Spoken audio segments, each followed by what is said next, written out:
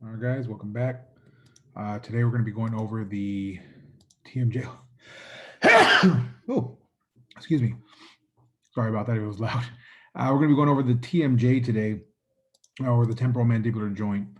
So there are only three projections that we're going to do today. So it's not too many. So the lecture shouldn't be too long. And then once we get into the lab, shouldn't be too long. But the two of the three that we're learning today are new.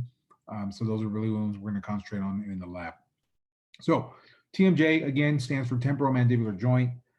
It is the junction between the condyle of the mandible and the uh, temporomandibular fossa of the temporal bone.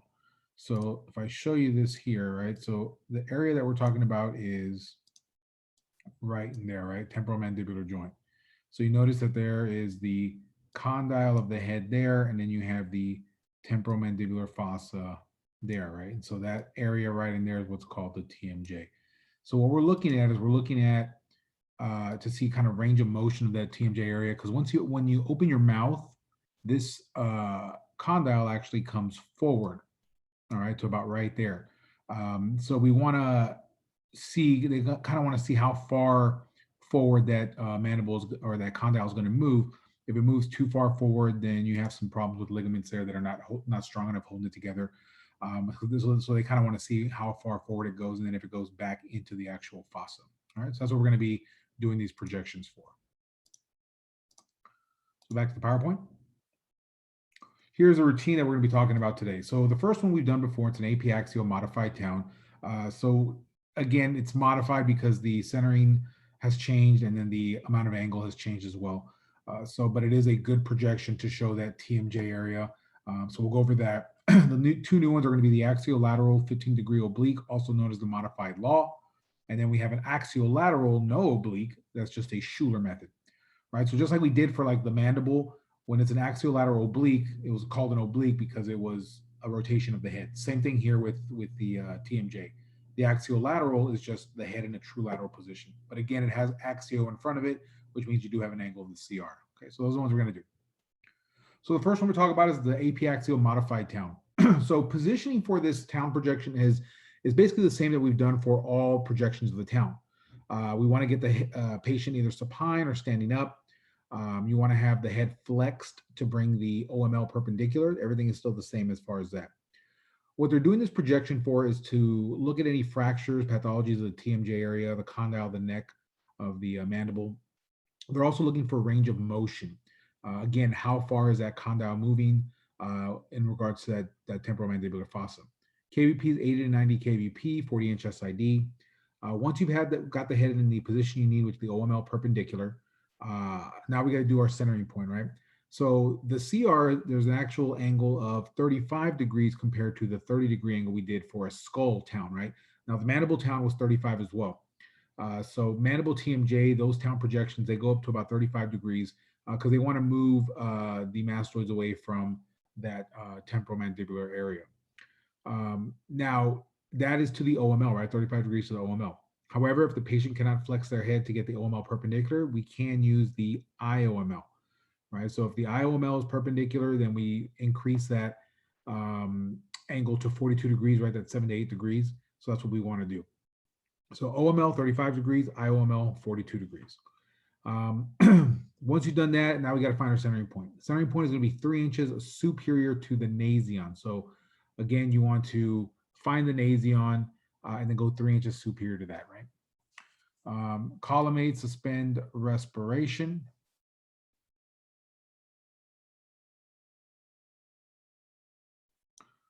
All right. Now, again, important things to remember about this town projection is that you want to increase the angle to 35 for OML, 42 for IOML, center 3 inches superior to the nasion. All right. Now, the notes in the book on page 434 does state that sometimes some sites or some people will do this projection as an open and closed mouth. I don't know many places that have ever done this and I've never done it as an open and closed mouth. Usually it's just a closed mouth. There are other projections that are better for open and closed mouth. But if your site requires it, you do one with the mouth closed and then do the second one without moving the patient and just have them open their mouth. Okay. Um, However, you want to make sure that you rule out any type of or if there's any type of fracture suspected, you don't want them opening the mouth. Okay.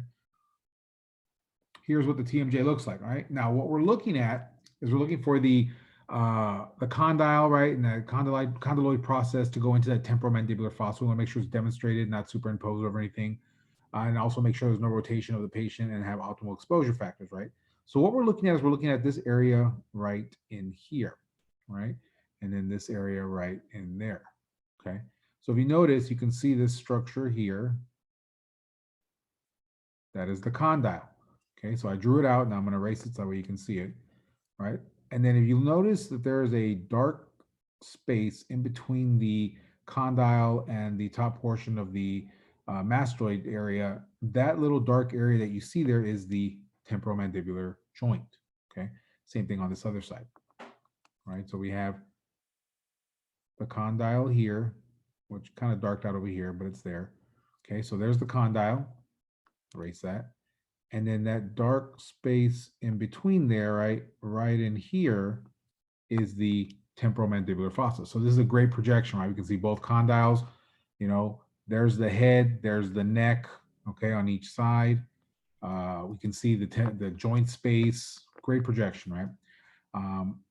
Now you want to make sure there's no rotation, right? So we look at the distance from the mandibular rami over to the midline, right? Basically the same, then there's no rotation, okay? We also want to make sure we have optimal exposure factors, sharp lines, bony trabecular markings, okay? But really, really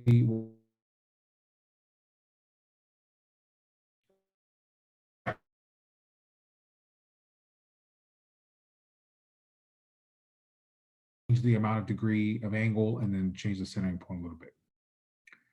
All right, the next one is an axiolateral oblique modified law method of the TMJs. All right, so this projection here is really, really used for range of motion with the opening and closing of the mouth. This projection is done usually as a bilateral projection, which means you're going to do both sides. So you'll do the right side and then turn them over to the left side. Okay, and they're also done as open and closed mouth projections, which means that when you do this one axiolateral oblique modified law, you're really doing 4 projections because you're doing a right side closed, right side open, turn around, do a left side closed, left side open. Okay. KVP is 80 to 90, 40-inch SID. You want to have them either semi-prone or you can have them erect. Okay. And you want to put whatever side you're doing first, the right side, put that side closest to the image receptor. Okay. Now, with this projection, it's really going to show the movement of that condyle in and out, okay, whether it's going forward and then moving back. It's really going to show that with open and closed mouth. First thing you want to do is get the head in a true lateral position, right? And we know all the 4 criteria to get them in a true lateral because I've kind of drilled it into you. First one is have the IPL perpendicular to the image receptor, right? Then you're going to have the mid-sagittal plane. What is it? It is parallel to the image receptor. Then we have the IOML. What is it? Perpendicular to the front edge of the image receptor. And then the GAL is parallel to the front edge of the image receptor, okay? So once you got all those things done, you got them in a true lateral position, right? Now we're gonna have to rotate the head because remember, it is an axial lateral oblique, okay? Now the oblique here is you're gonna rotate the head, right, or the face 15 degrees towards the image receptor, okay? So let me get this skull here, and I know it's kind of hard to see. Let me stop the share real quick, okay? So again, if they're in a true lateral position, okay, let's get them in the true lateral there, right? We're going to rotate the face 15 degrees towards the image receptor, okay? So again, it's not a 45-degree oblique. It is a slight 15-degree rotation, okay? So what we're trying to do, in essence, is move one condyle away from the other, okay? So let me go back to my share here. And I'm going to go to this screen here. Because if we look here, and I'm going to fade some of these out here so we can see.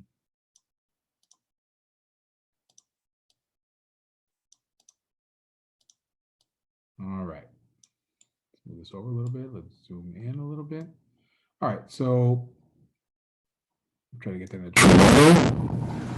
so we're in the TMJ countries. So we know that this TMJ is a ton of body TMJ, the other TMJ is over here, right? And it's kind of all superimposed.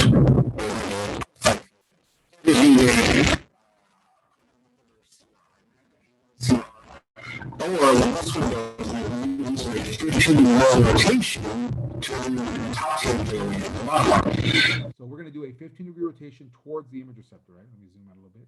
All right, so just imagine that my image receptor is behind, right? So my image receptor is kind of like behind there, all right? And I can't move it without taking this, so I'm gonna take that off, but just imagine the image receptor behind. So what we're gonna do is we're gonna rotate the head 15 degrees towards the image receptor, okay? And so what, in essence, what it does, you can see, it moves this top TMJ away from the bottom TMJ, okay? And then when we add the angle, it's gonna project one down below and the other one up above, right? So what happens when you do a 15-degree angle, or whatever our angle is, it's gonna project the upside TMJ down. Okay, so it's going to bring it down, and you'll see this one up above that other TMJ. All right, so, but again, that's what we do that 15-degree rotation for. So let me go back to the PowerPoint. Here we are.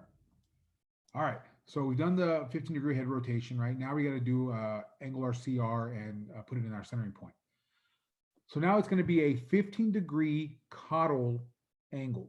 Right, so now we're going 15 degrees towards the feet, okay? And this one's kind of easy to remember because it's a 15-15. So they used to call it a modified law 15-15 because it was 15-degree rotation of the head, 15-degree angle of the CR. Okay, but just remember this angle of the CR is going caudal, okay?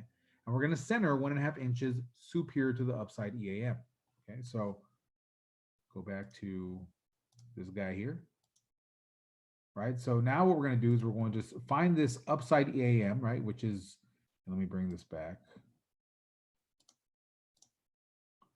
Let's take that fade away, okay? So here's that upside EAM. Okay, so what we're gonna do now is we're gonna go 1.5 inches above, and that's where we wanna center, right? And if you notice, right, I'm gonna fade this one here. Right, if we go 1.5 inches above that upside EAM, right, we're right along the downside TMJ. Okay, so when we move that head, when we rotate it, we essentially put that EAM in line with that downside TMJ. And that's why we use that upside EAM as a guide to where to center our CR. Okay. This was a little better. I should have done it this way, right? So again, find that upside EAM, center where we need to center, right? 1.5 inches above the EAM. And again, it is in line with the downside TMJ. All right, once you've done that, you call them into the area of interest, have them close the mouth, suspend respiration, make the exposure, okay?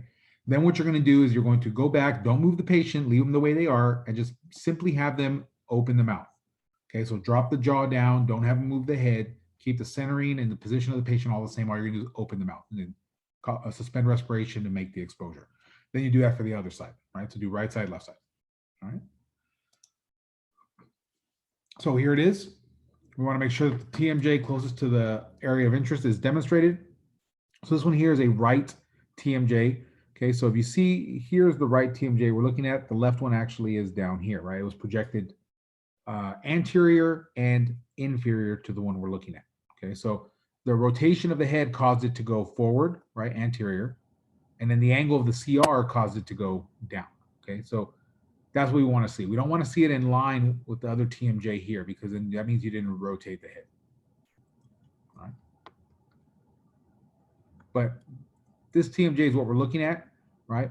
You can see the condyle, right? And then you can see the joint space right in here, big old joint space, all right? And that's where you want to see the TMJ in its closed position. It needs to be in line with the temporomandibular fossa right inside that joint space. Then what happens when you open the mouth, it'll come to about this position there and then it'll stop. It should stop. If it goes any further or if it's excessive movement forward, then you know there's a problem with the muscles, joints, ligaments, whatever's holding that TMJ in place, okay? But this is a great example of the TMJ. There's the EAM there, right? And you want to see that EAM projected. That's the downside EAM projected right next to the condyle. So whenever you're looking at these radiographs and you're kind of trying to determine where's my TMJ, always look for that EAM and then look to the left of it, and your TMJ should be next to it. Okay. All right, and that's optimal exposure factor, sharp lines, 1 trabecular marks. But that essentially is your modified law. So the biggest thing to remember is 15-15, right? 15-degree head rotation towards the image receptor, 15-degree angle of the CR caudal, right? And we just want to center 1.5 inches above the upside EAM. Okay. All right. Now, the last projection we're going to learn is the axiolateral, but it's just a axiolateral, right? No oblique. And it's called the Schuler method. Now, you do have to remember these alternate names. I know we have a bunch of them, but we have the modified law, we have the Schuler, modified town, or the town, the Caldwell. We got a bunch of names for everything. But you do have to know the alternate names because you may be asked what is the amount of angle for a Schuler method, and they may not say it's an axiolateral TMJ. They just want you to know that a Schuler is an axiolateral TMJ projection. Okay, but this is an alternative to the modified law projection.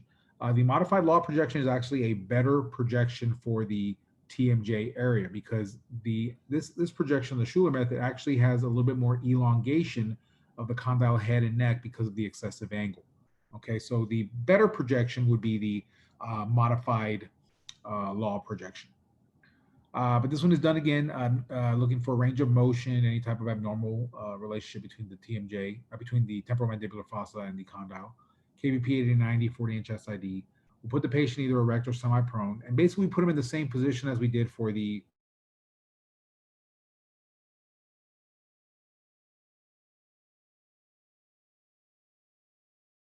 modified law that get them in a true lateral position.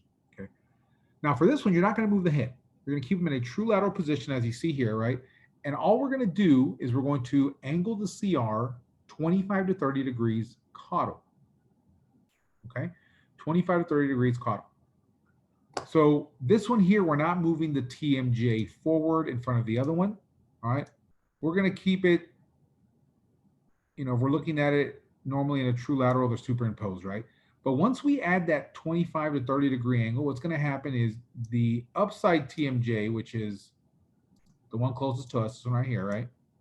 That TMJ, and I'm going to simulate the angle here, right? This is what happens when you're going to angle that 25 to 30 degrees, right? Maybe even a little bit more.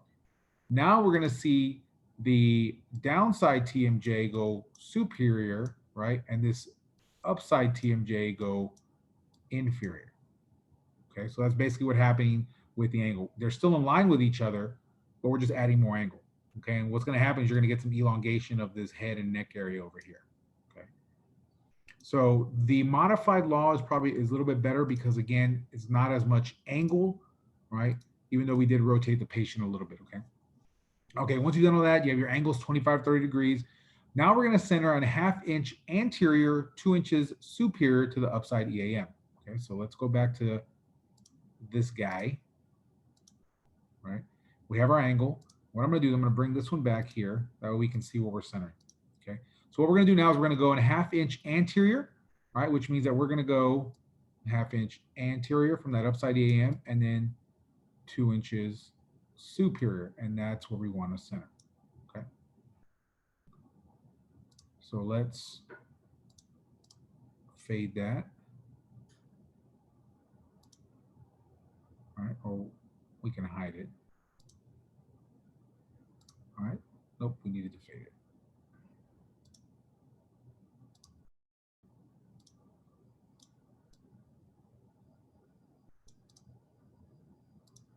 All right, so again, I gotta get rid of that middle one. Hold on, guys.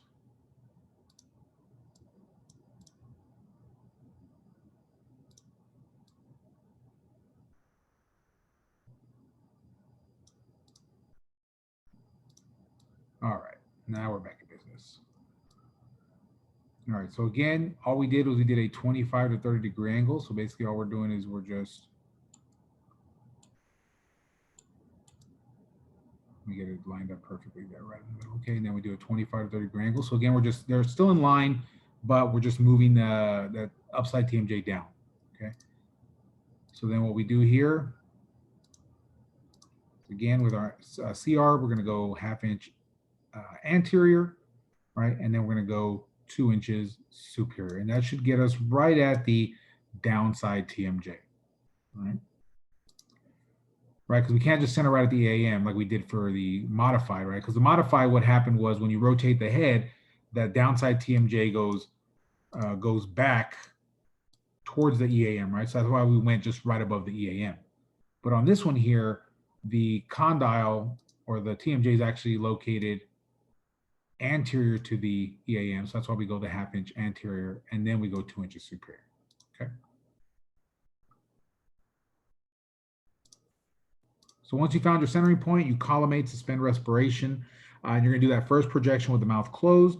And you kind of want them keeping the mouth closed pretty tight, kind of teeth together, but not overdoing it, right? Just keep it nice and closed. And then for the second projection, again, don't move them, keep everything the same, and just have them simply open the mouth like the bottom picture there, right? And this is done again as a bilateral open and closed mouth. So do both sides, right and left, both open and closed, okay? Here's what it looks like. All right, this is now a little bit better projection, right? We can see both the open and closed mouth, right? So here is the closed mouth, right? And you see that condyle within the temporomandibular fossa, right? Sits in there nice.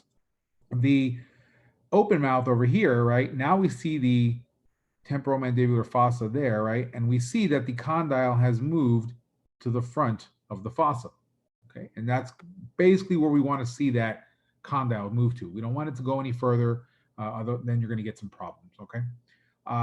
Make sure that you have both the open and closed shown, right? The other temporal mandibular joint is somewhere down in this junk there, right? Because we had that excess angle. So it does go inferior to that downside TMJ.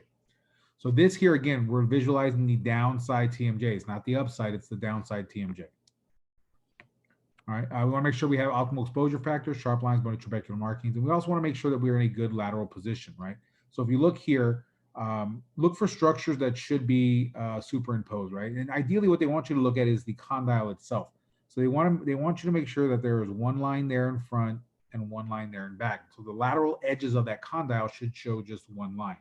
You start seeing two lines, and you have some rotation. Okay.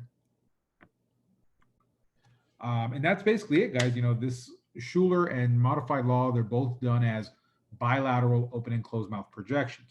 The difference is with the modified law, which is the axiolateral oblique, we're rotating the head 15 degrees towards the image receptor and using a 15-degree caudal angle. Whereas with the Schuler, there's no rotation of the head. You keep it in a true lateral, but you're angling 25 to 30 degrees caudal, okay? Which is the best projection for visualizing the TMJ, right? The overall best projection would be the modified law because it is less distortion overall than the Schuler method, okay? But again, if there's some reason why the patient can't do that extra 15 degree or whatever, then the Schuler method will be done with a little bit more distortion, okay? All right, guys, that was it for the TMJs, right? I mean, it's modified town, modified law, and then the Schuler, 3 projections, okay? So a couple questions here. The axiolateral oblique or the modified law projection for the TMJ requires a CR angle of 15 degrees cephalic and a 15-degree downward rotation of the skull from a lateral skull position. True or false? Give you some time to answer, right? 3, 2, 1.